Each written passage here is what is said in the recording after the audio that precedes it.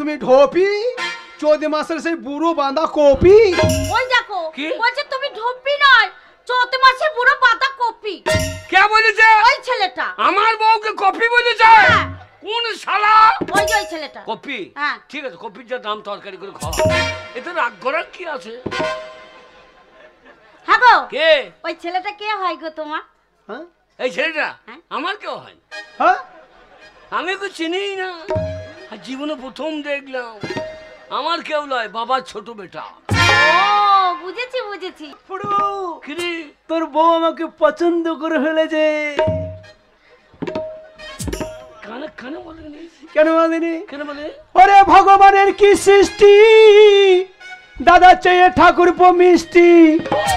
ওরে ভগবানের কি সৃষ্টি, দাদা চেয়ে ঠাকুর মিষ্টি। কিন্তু তোর ওই মিষ্টি যে কাজে লাগবে না। ও ভাবি যান এ ধানে বেচন হবে না, ও ভাবি যান এ ধানে বেচন হবে না। ওর কথা শুনো না, শালা পাকা শয়তান। ওর কথা শুনো না, শালা পাকা শয়তান। ওর দিকে ফিরেও তাকাবে না। ও ভাবি যান এ ধানে বেচন হবে না, ও ভাবি যান এ ধানে বেচন হবে না। সারা রাত ঘুম নাই তেল তেলিয়ে জন্ম যায়, সারা রাত ঘুম নাই তেল তেলিয়ে জন্ম যায়। ও ভাবি বিয়ে করেছো মাজা ভাঙার সঙ্গে, ও ভাবি যান এ মাজা কাছে লাগবে না, ও ভাবি যান এ মাজা কাছে লাগবে না। ওর কথা শুনো না, আমার মাজা ভাঙা না। ওর কথা শুনো না, আমার মাজা ভাঙা না। এ মাজার কাজও শালা জানে না।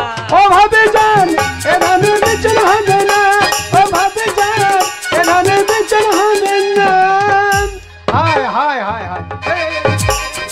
ইগরে এই সোনাগাছির বাচ্চা বাবাকে ডালিম খাইছে, ভাইকে প্রণাম করছি নাকি? না রে, তোর বউ সম্পর্ক জ্ঞান ভালোই আছে। কিরকম? ওই যে দাদা ছোট হয় আর ভাই বড় হয়, তার জন্য আমাকে প্রণাম করলো। আমার কর্তব্য কি? নতুন বউর মুখ দেখে কিছু দেওয়া।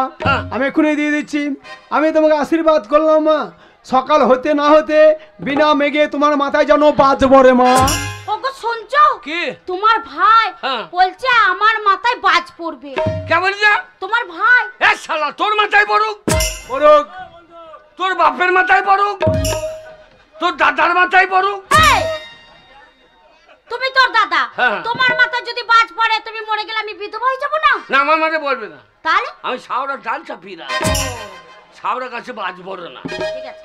এই আমি তো যাই বিয়ে করেছি, যা করি তুই কি করলি? বাবা ওই জমি বেচার টাকা নিয়ে আমি ব্যবসা করেছি বাবা। সেই ব্যবসায় লাভে লাভ, লাভে লাভ, এত টাকা লাভ করেছি। সেই লাভের টাকা আমি কি করেছি জানো?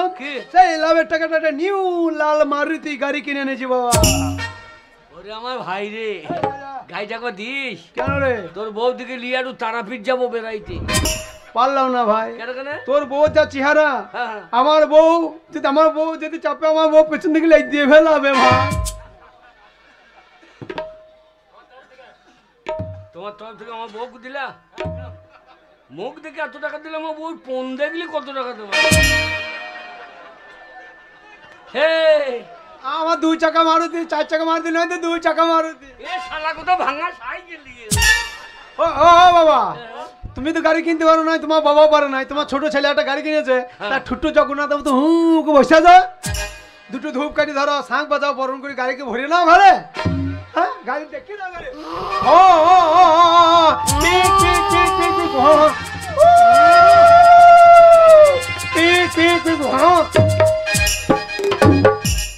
ঘরে গাড়ি ঢুকছে, দুজনাতে কান্দা হন্যের মতো রাস্তায় বসে আছে। বাবা বাবা দেখলাম না খরচাছে বাবা, গাড়ির মডেলটা পছন্দ বাবা। বাবা মডেলটা পছন্দ বাবা, কিন্তু তোমার মডেলের চুলি বেরিয়ে গেছে বাবা। এই এফপিসি কোম্পানি থেকে বের করেছে বাবা। এই মারুতি নাম হচ্ছে চুলচুলুনি মারুতি বাবা। তোর মারুতির তেল ট্যাঙ্কিটা কই রে?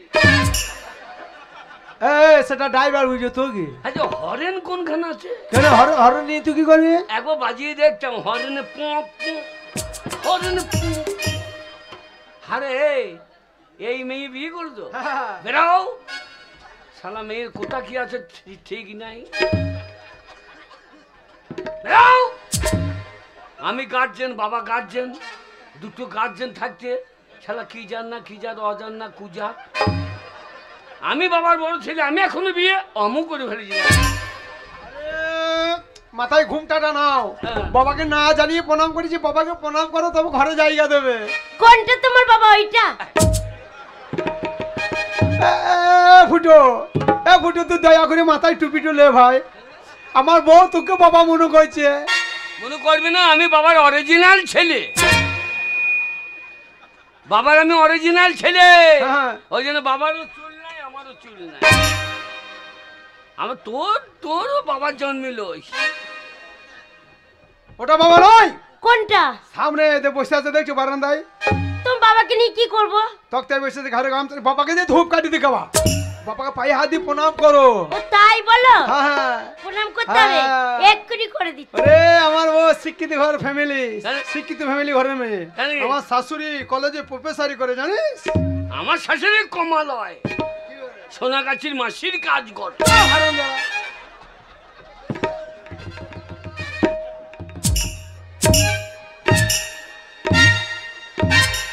ওগো শোনো, আশীর্বাদ করেছে তোমার বাবাকে প্রণাম করতে গেলাম। ওগো তোমার বাবার নাকটা কি সুন্দর গো, একবার টিপে দিচ্ছি বসে যাচ্ছে, ছেড়ে দিচ্ছি ব্যাঙের মতন ফুলি আছে, আর টিপতে কি মজা লাগছে, একবার মিঠুনের মতন। কার মতন? মিঠুন চক্রবর্তী মতন। মিঠুন হ্যাঁ। মিঠুন চক্রবর্তী খেপি অন্যায় অবিচার বইটা কে করেছে? কে করেছে গো? অন্যায় অবিচার বইটা ইয়াং বয়স আমার বাবাই করেছে তো বাবার তাই?